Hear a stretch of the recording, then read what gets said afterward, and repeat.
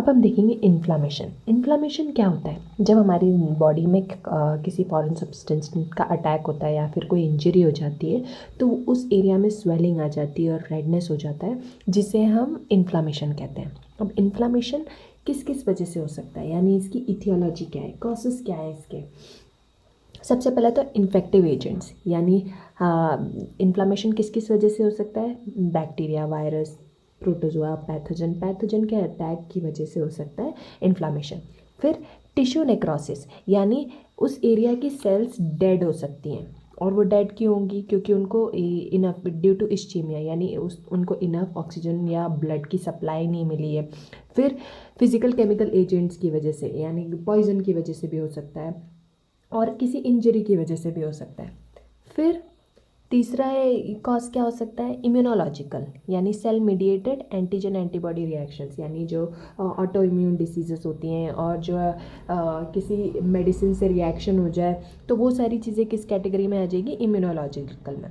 फिर inert materials, यानी किसी किसी को डस्ट की एलर्जी होती है, पॉलन ग्रेन्स की एलर्जी होती है, तो उससे भी हमारी बॉडी में इन्फ्लामेशन हो सकता है। अब इन्फ्लामेशन हुआ ये कैसे पता चलेगा? इन्फ्लामेशन के 5 साइंस माने जाते हैं। अब वो क्या क्या है? रूबर, यानी रेडनेस। सबसे पहले उस एरिया में क्या हो जाएगी? रेडनेस आ जाएगी। फिर ट्यूमर, स्वेलिंग आ जाएगी। फिर कैलर, यानी अब रेडनेस और स्वेलिंग हो गई है तो वो एरिया थोड़ा सा गर्म हो जाएगा। फिर उसके बाद में डॉलर, यानी पेन तो हो गई, जिसकी वजह से हमें पता चलेगा कि कहीं पे कोई इश्यू हो रहा है। फिर लास्ट है पंक्चुअलेशिया, ये इसका मतलब होता है लॉस ऑफ फंक्शन। अब इन्फ्लामेशन के 2 टाइप्स हैं, एक्यूट इन्फ्लामेशन और क्रॉनिक इन्फ्लामेशन। अब एक्यूट और क्रॉनिक के नाम से ही पता चल रहा है कि एक्यूट सबसे पहले होगा, और अगर एक्यूट ठीक नहीं हुआ तो वो क्रॉनिक इन्फ्लामेशन में चेंज हो जाएगा। तो सबसे पहले क्या होगा? एक्यूट इन्फ्लामेशन, जो कि क्या है? रैपिड है, बहुत जल्दी हो जाएगा और शॉर्ट ड्यूरेशन का होगा।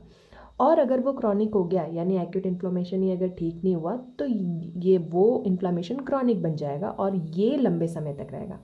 अब एक्यूट इन्फ्लामेशन भी, अब बॉडी में कोई भी चीज़ बिना किसी प्रोसीजर के नहीं होती, तो एक्यूट इन्फ्लामेशन के अंदर 11 इवेंट्स होते हैं, यानी 11 स्टेप्स में होता है पूरा एक्यूट इन्फ्लामेशन। और वो क्या है? वेस्कुलर इवेंट्स, यानी जो ब्लड वेसल के अंदर होंगी वो होंगे, उसको कहेंगे हम वेस्कुलर इवेंट्स। और सेलुलर इवेंट्स, यानी जो ब्लड सेल्स के बीच में जो इवेंट्स होंगी, WBCs। अब कोई भी फॉरेन मटेरियल ने अगर हम पे अटैक किया है तो उनसे फाइट करने तो हमारी WBC की टीम ही आएगी, तो उससे रिलेटेड जो इवेंट्स होते हैं उसको बोलते हैं सेलुलर इवेंट्स। फिर क्रॉनिक इन्फ्लामेशन के भी 2 मेन टाइप्स कह सकते हैं हम, एक जिसमें ग्रैनुलोमा बनता है और दूसरा जिसमें कि ग्रैनुलोमा नहीं बनता। और ग्रैनुलोमा भी 2 टाइप्स के हो सकते हैं, एक जिसके बीच में नेक्रोसिस है तो वो हो गया सॉफ्ट ट्यूबरकल, और जिसके बीच में नेक्रोसिस नहीं हुआ है वो हो गया hard tubercle. Thanks for watching.